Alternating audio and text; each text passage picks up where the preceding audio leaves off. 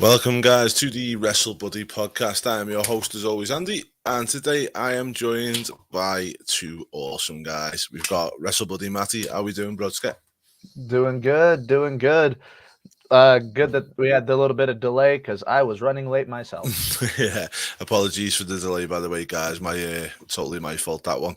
And then we've got You're good, brother. the resident panelist. We've got Nicholas. How are we doing, Nick? I'm good, mate. Please don't use my full name again. Yeah, it's Nick. you naughty boy. You naughty boy. That's why you get told that. So what did we think this week then, guys, about wrestling as a whole? What did we enjoy it? Not too much going on. Raw was okay.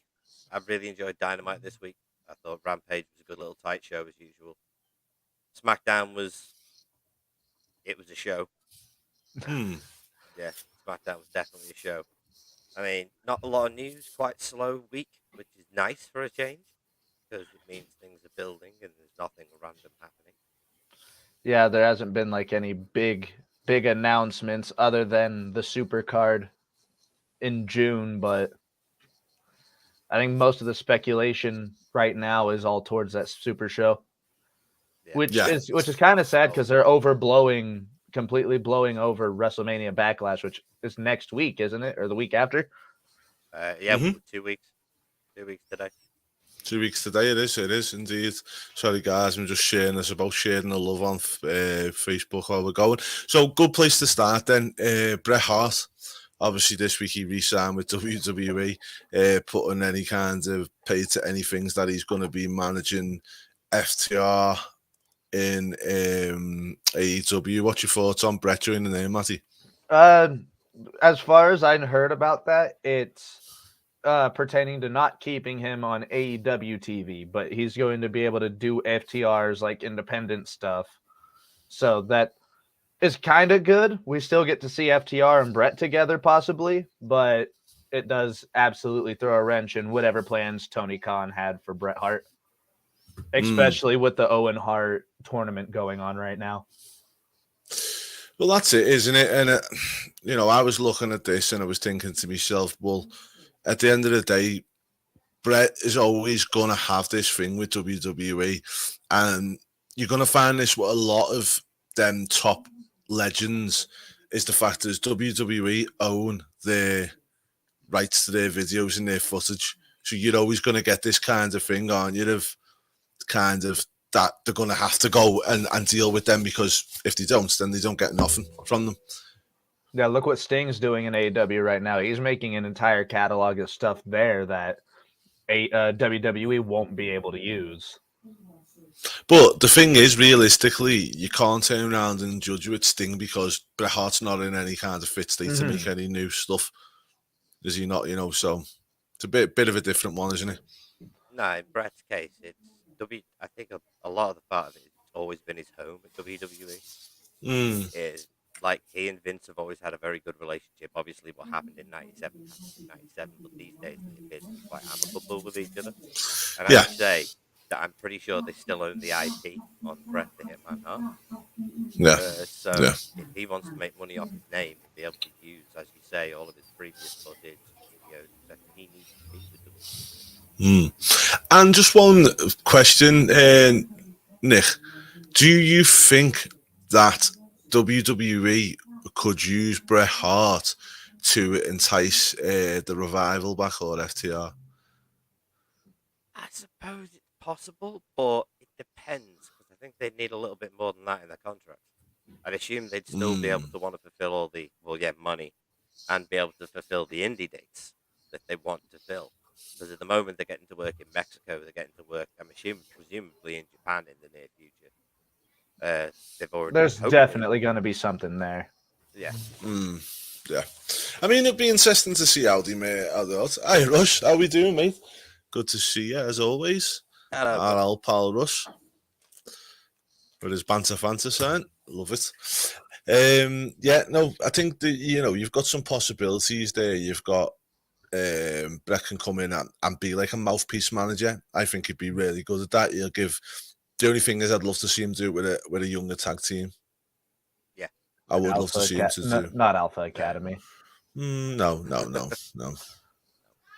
Whether we can do it with or what, I don't really know, but it'd be interesting to see what he goes alongside. Okay, in other news this week, guys, bit of a spoiler, guys, so anyone doesn't want to see this, then thingy. Reigns versus McIntyre at Backlash. What's your thoughts on that, Matty? Go.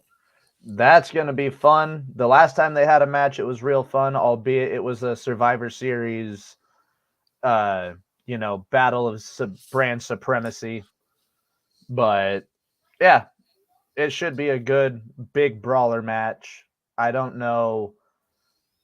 Is this going to be a build to the UK Super Show? Do you know what, Matty? That's where I thought that might happen. But the fact that they're doing it so early on, I mean, I know they can revisit it again, but it's a bit strange to be doing it right now, isn't it? Now, I don't know if it's going to happen. Andy, Nick, you guys, boxing fans, you guys saw the Tyson Fury? Yes, I did. He supposedly said something about SummerSlam. So what do you guys think? Maybe we're going to get Fury and McIntyre doing something at the UK show.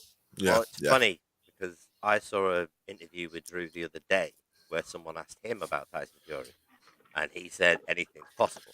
Hey, Gary. So, but he also said that he wants to be in the main event for that UK pay-per-view, and I don't blame him. He's the biggest UK star they've got over there. But at the moment, I think he's wrestling Roman Backlash because I don't think they had anybody else to go with. I mean, I suppose there was Shinsuke. They set that thing up the other week, but that didn't seem to go anywhere. And I thought McIntyre was going to do something with Sammy, but they seem to have did the blow off this week. No, they're having a steel. Oh no, that's this coming week, right? Yeah, having a steel cage match next week. They've recorded 2 SmackDowns in a row for some strange reason. Interesting. So what, Russ? I wouldn't be mad at it, mate. I wouldn't be mad at it at all. The only problem I've got with that is I don't think Omos could carry Fury, which would be, or maybe Fury would carry Omos. We saw how that happened with Braun. Yeah. Wasn't the best of ones, was it? No. Make it a boxing match. They always go over so well in WWE. I know. But I think Fury's definitely going to play a part in the UK pay-per-view, 110%. I think that's going to be a massive part in it. Drew and Roman, as we said there, yeah. If you're not going to do it again at SummerSlam or the UK pay-per-view, then that's fine. I don't think Drew will be involved in a title match at the UK pay-per-view because I feel if you put him in a title match at the UK pay-per-view, you're just giving away the finish before you've even started. Yeah. If not Drew, then who though? Against Roman, John Cena. Oh, you could bring Cena over to the UK. Sense. That'd be huge. It benefits Cena because obviously he's in the kind of thing. I think The Rock might have a part to play in the UK pay-per-view. Don't think it's going to be him or Roman or anything like that. You think we'll see Stone Cold out there at least? I think we're more likely to see The Rock because The Rock will be going into overdrive to promote the XFL. And, bringing him over to the UK, he can do a load of XFL stuff as well as build on the whole WWE pay-per-view buzz, make an appearance at the show. Happy days, isn't it? So I think that's what we'll get, but we'll have to wait and see anyway. Right, on to our next bit of news. What's that smile for, Andy? Impact pay-per-view happened, didn't it not? Oh, of course, lad. Yes, it did. I wonder why you're so happy. The same reason I think a lot of people here at Wrestling. I've got nothing to say apart from congratulations to the new Impact World Champion. Walking weapon. Yeah. Mm-hmm. Did you see the little weapon come out with him? That was amazing. And everything. That was amazing. So cool. Very, very talented guy and deserves to be the one leading the company forward. He should have been leading months ago. Mm-hmm. Yeah. The hack has finally lost the belt. And as I say, mute, as we like to call him over here, There was left exactly where we last seen him, lying on his back. There was a lot of really good stuff from this show, though. Did you guys see Chelsea Green get absolutely murdered through a table? Yeah. Did you see the Major Bros new theme music? I missed that. They got new theme music. Mm-hmm. I really always wanted them to use the same song they use on the Major Wrestling Figure podcast, just to be completely cheesy, but I don't think they did. No, it was quite good, to be fair. Is it still downstate, or? No, they've changed it. Okay. Let me see if I can find it. Yeah, the Impact show altogether was pretty good. It was a solid card. I still need to go back and rewatch the main event because I missed that due to work. Deanna versus Taya Valkyrie was really good. Yeah, I saw it was. The AAA title is now in the hands of Taya Valkyrie. For the 4th time, I do believe. Yeah. She's the only 4-time champion. Yes, I think so. At least for AAA. Taya, though. I love Taya. She does fantastic work. I have no idea how NXT dropped the ball on her. It was a transition. It was easy enough, wasn't it? I think it was the fact of they just didn't. The problem with WWE is before she'd even begun, she was already at a disadvantage because of her age. Yeah. Which I'm not saying I agree with, but that's what they see. They ain't going to put a lot of money behind, because, you know, it's like any major business. When you put something money behind a person and you look, you kind of think to yourself, okay, well, what's my return going to be off this? And realistically, the long-term returns of Taya is not going to be massive for WWE. So unfortunately, they're going to get 6-7 years out of her at most, and then she's going to go away. And they're looking for 10 to 15. Yep. Yeah, because the thing is, the only people that really get massively pushed is legends or people that have been around the game for a long time who might get a bit of a push. But even that, you look at like Kofi, Big E, they didn't really smash it behind them, did they? Do you know what I mean? No.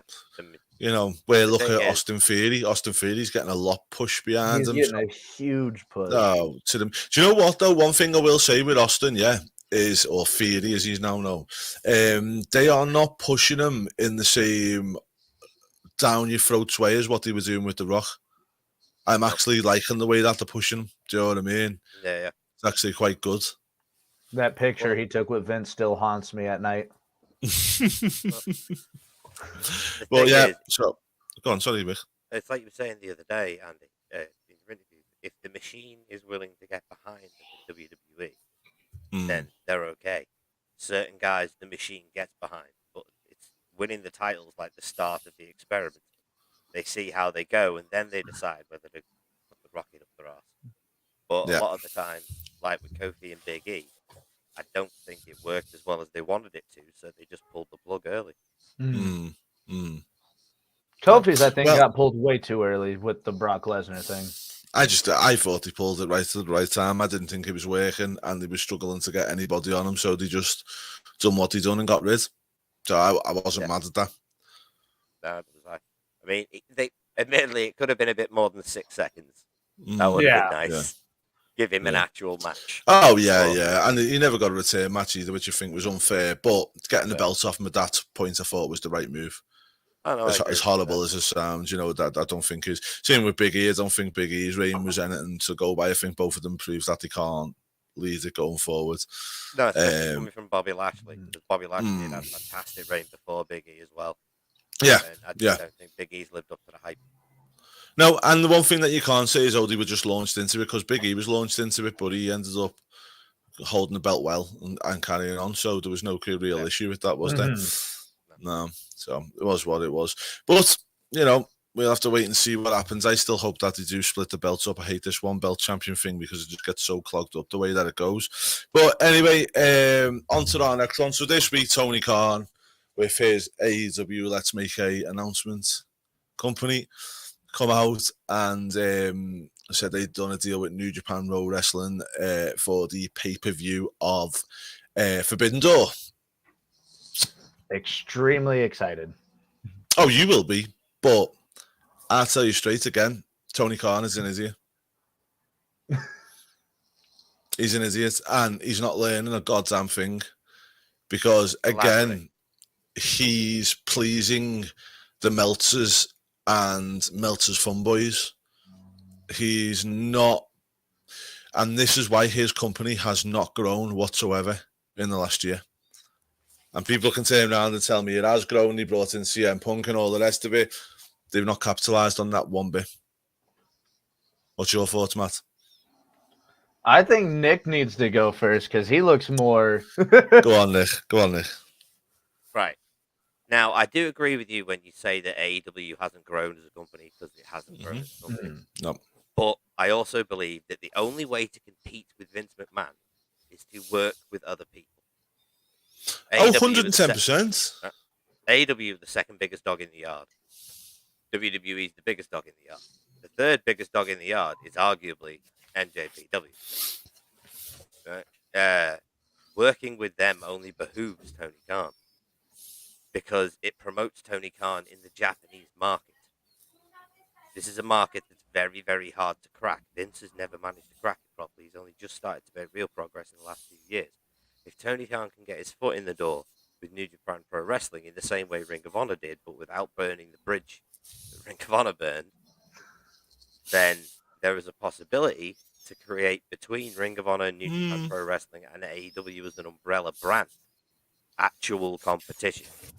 I think it's all going to end in tears, mate. Oh, okay. How come? Because, well, the Impact relationship for me ended in tears. I thought Impact got absolutely no benefit from it whatsoever. No benefit at all. Ratings went down. 100%. And Tony Khan dictated everything that went on, and the only thing it benefited was AEW. And I believe if that's going to be the case with New Japan, then it won't last 2 minutes. And then you've done all that for nothing because, again, mainstream wrestling fans, which is what you want to get because you've got to get that type of fans to make this work. You know, one thing you can say about New Japan, Ring of Honor to an extent, obviously, you know, the pandemic hit them bad, but NWA, Impact, they all stay in their lanes of what they're trying to achieve and what they're trying to do. But if you know, potentially the budgets that they have are smaller and the arenas they go to are smaller, they keep it nice and tight and all like that. But if Tony Khan really wants to build and sell out these big arenas and keep on making it happen and get these big TV deals, he needs to do something different because at the moment, he's just a glorified indie wrestling company. In my opinion.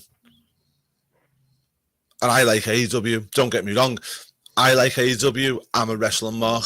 But if I put my business hat on and look at it, do you know what I mean, Matt? I see the fact of he's going down the wrong route. There's never going to be a company that tries to be a strict wrestling company and tries to be like this, you know, whatever he's trying to do and be successful. It's not going to happen.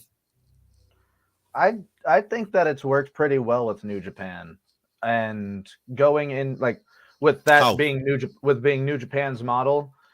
Although the Bullet Club being the original Bullet Club with Omega, the Bucks, all of them bringing a lot of the Western eyes onto New Japan, a lot of those eyes did tend to stay with New Japan because they did like that style of the harder hitting, the harder.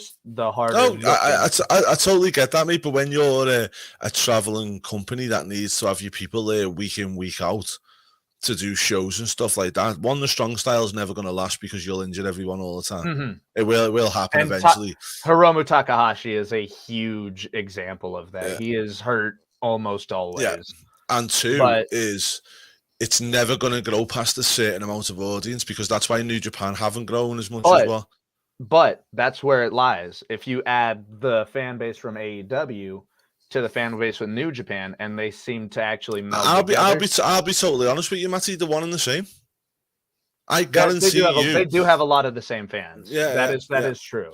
You're not bringing a new fan base because most of New Japan will watch AEW because of Kenny Omega, the Young Bucks, everything that you're saying there. They will already be watching AEW. So realistically, you're probably just regurgitating your fans. There's you know, if you turn around and go and spend money on somebody like my missus just brought me a cup of tea. Thank you very much, Lauren, you're a legend. Such a good girl. like if you turn around and have a New Japan, right, and they've spent money on this, because Tony Khan obviously must have spent money on getting this partnership together, or there's some benefit here. But if you're a New Japan fan who's come, because realistically, the average WWE fan is not going to go over and go, oh my God, Kenny Omega's signed for AEW, right? You would have got the Jericho ones that went over with Jericho, yeah? Whether they're still watching or not, another matter. Do you know what I mean? But the majority of them for the Young Bucks, Cody, and Mega come from New Japan and that type of style to come and watch this thingy. So what I'm trying to say is, are we really going to see a big influx in fans for AEW that are not already watching them based on their relationship with New Japan? You do got a good point there. I Go ahead, don't think it's about getting viewers for AEW as much as it is about building a business relationship with New Japan Pro Wrestling. I think Tony Khan has a much bigger plan in play than everybody. But what do you think that plan is then, Nick? Because I can't really fathom what the plan would be. An actual wrestling empire. Which he'll never do. Oh no, he'll never do it. But I think that's his plan. That's the What do you plan think he wants to? Do you think he wants to eventually try and buy New Japan? Possibly. I mean, he's bought Ring of Honor. He's already bought. But that was all. That was on the market, though. There's a difference, isn't there? Well, New Japan's always on the market. First Yeah, New Japan's been bouncing owners forever. Now it's Bandai. So Bandai will get sick of it eventually because they don't sell enough toys. Yeah. I can totally see Tony Khan buying a NJPW. So can I. Which would be a bad move in my eyes. He would definitely have way too much on I don't think Tony would understand how to please the Japanese market at all. No, he wouldn't at all. And the problem is, I think the Ring of Honor one was a good one for the back catalogue. The fact that he's trying to relaunch it and do it all on his own again, he's an idiot. I don't know if he's going to be doing it on his own. I really do hope he does hand the reins off to someone else. And so he's do I. just And the financial backing behind it. Yeah, and if he, but the thing is, you'd think that in AEW maybe he hasn't done that. Yeah. No, but if you think about it, Vince has never taken his foot off the gas for 60 years. Yeah, but Vince McMahon's a fifth generation promoter. True. Tony Khan got some dough off his dad. You know, Vince McMahon, for me personally, obviously there was Vince Sr. and then his father, all promoters. Vince McMahon's took it on and made it bigger again, made it better.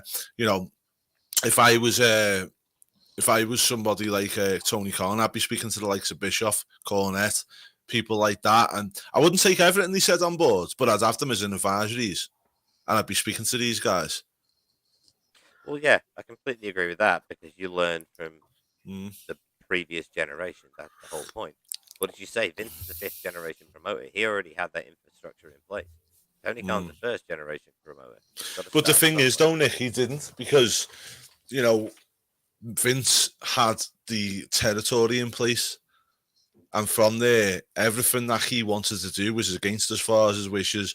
You know, nobody wanted him to do it, but he did do it.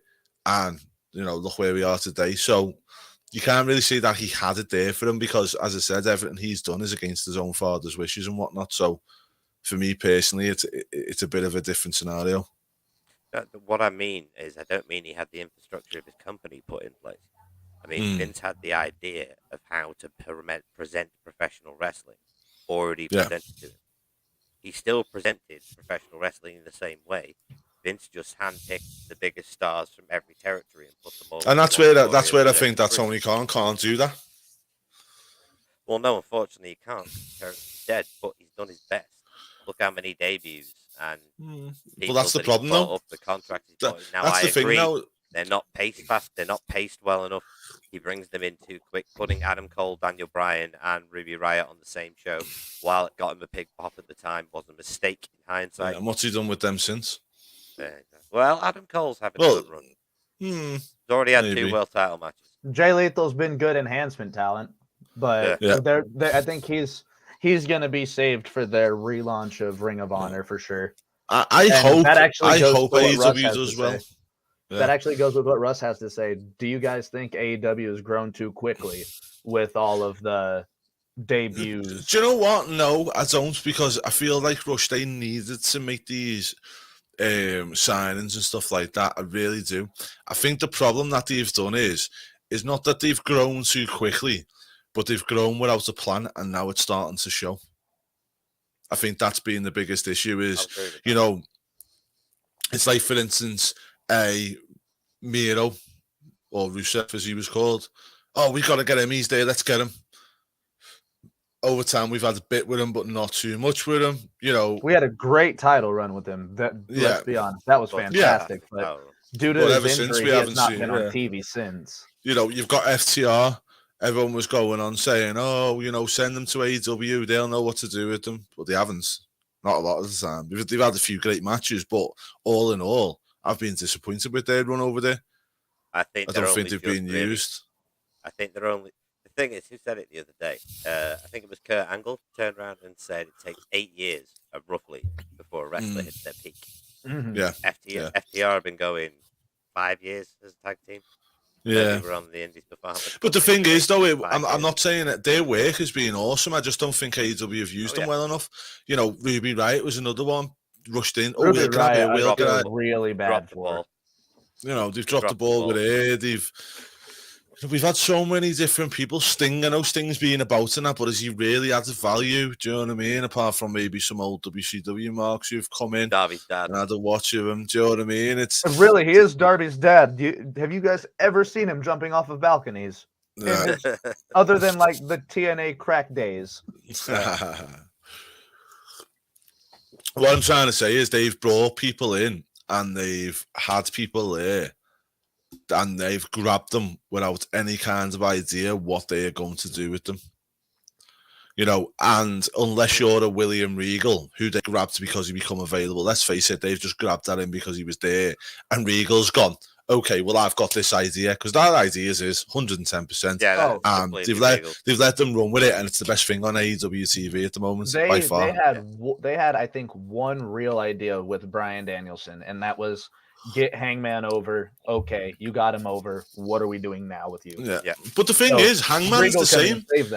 They had this plan, and I put this down to the Young Bucks in that as well, right? And I think this is where it exposes Tony Khan, because they had a plan to get the belt on Hangman and tell this big story to get him there. Yeah, they had a long thing with that, right? They got him there, and since they have not known what to do with him. And what I believe that is, I believe Kenny Omega's had a lot of input into it, and I believe probably the Young Bucks have. And ever since Man's got the belt, without them inputs from them guys, because I honestly believe the Young Bucks and Kenny Omega are selfish, and they will just turn around and give somebody the input when it's benefiting them. When it's not, they won't get involved with it. Something that Cody's kind of alluded to a little bit. So I feel like, you know, without that now, Hangman Page being left exposed, you've got, you know, because you look at MJF's is the best thing on television at the moment. Yeah, I'm loving what MJF and Wardlow are doing. You know, for the love of wrestling's being in Liverpool all weekend, it's one of the biggest conventions, Matty, in Europe. And I was absolutely gutted because due to personal reasons I couldn't go. I had tickets as well. And all I'm getting the feedback off, guys, is MJF like throwing pencils at people. All his pictures are where they're all standing there smiling and he's just looking at them like that. My favorite one I saw was the guy walked up with the Wardlow action figure. And before he could get to the table, MJF just slapped it out of his hand. Yeah. Well, apparently MJF just walked around the whole place in character the whole weekend, which just shows where he's up to with it. So again, you've got to look at that and you've got to think to yourself, well, that's him. That's what he's doing. But I'm not saying AEW haven't got talent. They've got a lot of talent, but they need a creative team. I think sometimes people turn around and say with WWE, it's too creative. It's too creative controlled. I agree with that.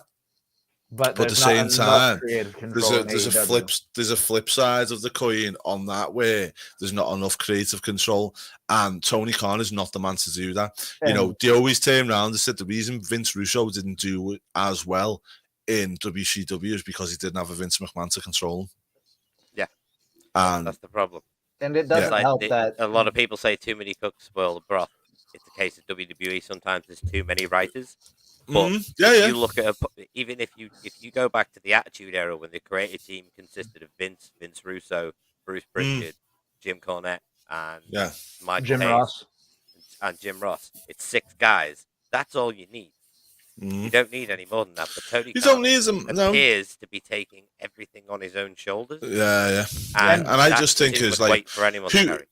Yeah, that's it, Matty. If you could go and pick somebody from the wrestling world that's out there now, if you're Tony Khan, give me 3 names you bring in. I would definitely go for Bruce Pritchard because he'll teach some of those people how to talk. Some of those people need help with their promo skills. That's a definite. Yeah. Bruce Pritchard would definitely help there. Jim Ross is already there, but I think you would have to go Pat Patterson. Pat Patterson. Okay. Yeah, well, Pat's obviously passed away, hasn't he? But bring him back and put him with their creative team. The genius that created the Royal Rumble. Yeah, brilliant. Nick, who would you pick? Your 3? Don Callis, Paul Heyman, and probably Pritchard. Do you want me to tell you who I'd go for? Go on. Eric Bischoff. Right, and I pick him for production values and stuff like that because whenever you listen to 83 Weeks, he's always going on about productions and telling the stories and doing this. AEW need to learn what a vignette is and work it properly. Agreed. Because they just don't use them. Jeff Jarrett. I think Jeff Jarrett done very well in Impact in TNA back in the day. I think he made some mistakes, but sometimes people need to make their mistakes before they get round to the second time and make it up better. Yeah. And then my number 3, I would have to say Brian Gerowitz, who was a writer in WWE, who's done a lot of stuff for The Rock. He actually works for The Rock's company at the moment. Okay. And he's done a lot of stuff. And number 4, if I could have one, Jim Johnson. Yeah. Because that guy knows how to do wrestling music. Yeah. Hey, Mikey Ruckus is really damn good at his music. Yeah. I'm not saying he's not. No, he really is damn good. But I bring Jim Johnson in.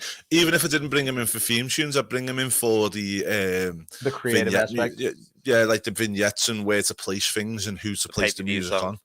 Yeah. All right, well, just one thing I wanted to say as well is I'd say with production values and that, me and Dale done a watch along on our channel today. We haven't put it up there yet. But we're going to put it up in a couple of days for the Revenge of the Taker in Your House 14. And the first thing I noticed that made me giggle was the fact that the pyro they had back then is around about the same pyro as what AEW have now. And it just made me think is okay, well, you need, instead of investing in these New Japans and all this stuff, get your product right first, because at the moment I think the camera's lacking. When you're watching it, sometimes they get caught out on cameras.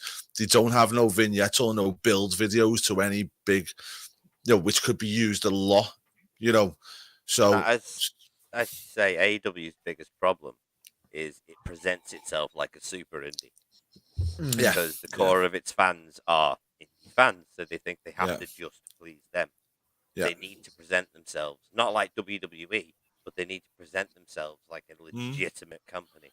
And I think Jericho could really help if he gave his creative input more. Yeah, Jericho probably would help a lot.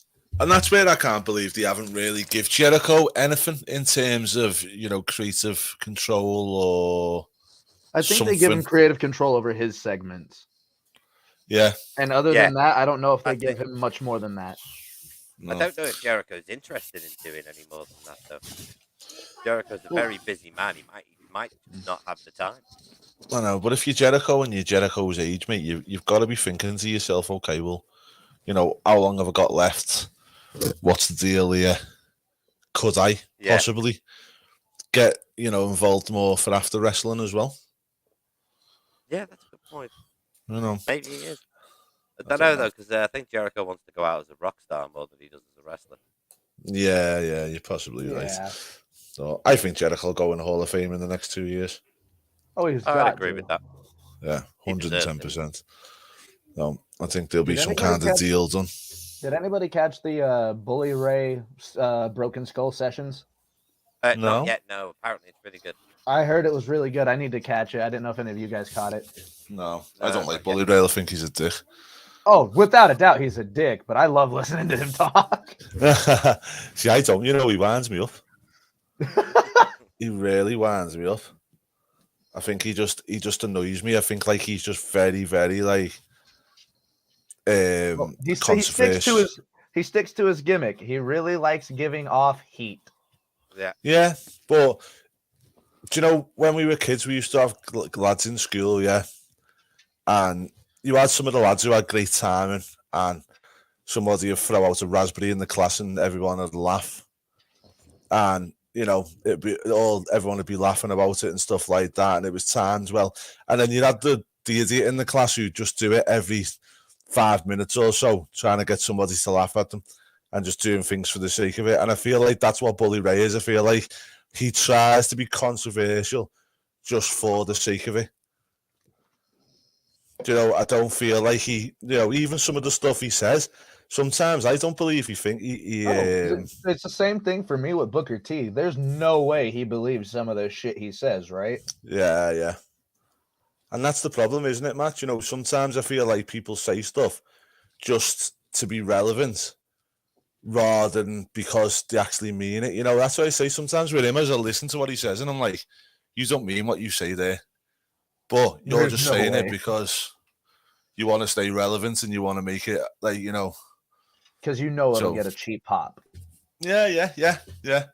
So it's like, okay, well, you know, as I said, people will just do the same thing over and over and over again, and he's just one of them people, I think.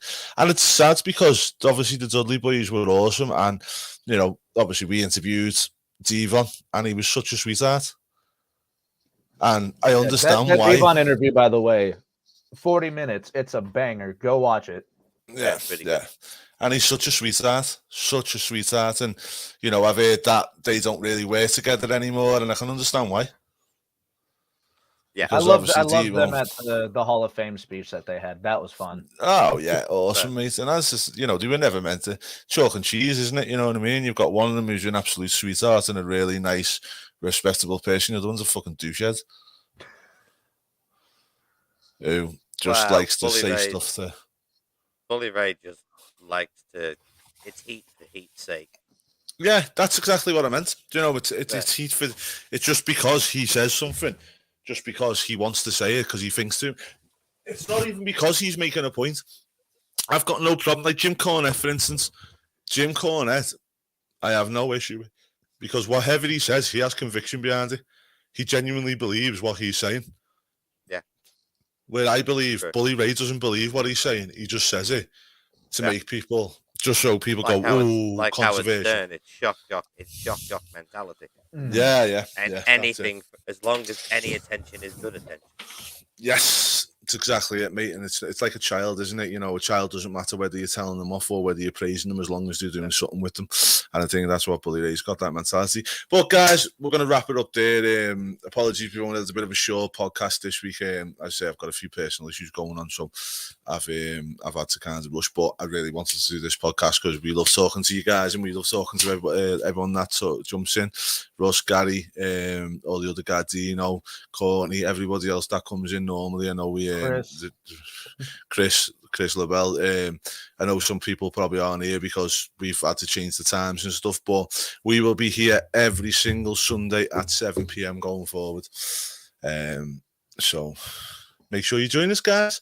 But Matty, Nick, thanks so much, guys. Apologies for the messing around with times and stuff like that. But been a blast. Always a good welcome distraction from life, isn't it? So yes, that's all we're thinking. That's what as I say, even on our channel, mate, with me and Dale always say, you know, we don't do our channel for anybody else but us. I mean, obviously, WrestleBuddy, we do it for everybody else and stuff because we're a collective. But it's always good just talking wrestling, isn't it? Cheers, Russ. Really appreciate you being here, mate. Thank you, Andrew. Appreciate you. Thanks very much, Andrew, as well. Appreciate it, mate. All right. Hello, right, guys. Matty, Nick, thank you so much, lads. Hopefully we'll have you back again next week, same time, same place. As always. Right, but until then, guys, take care, and we will see you again shortly. And because we've got Matty here, Matty, stay safe, stay healthy, stay hydrated. This is where we wave. Bye. Bye.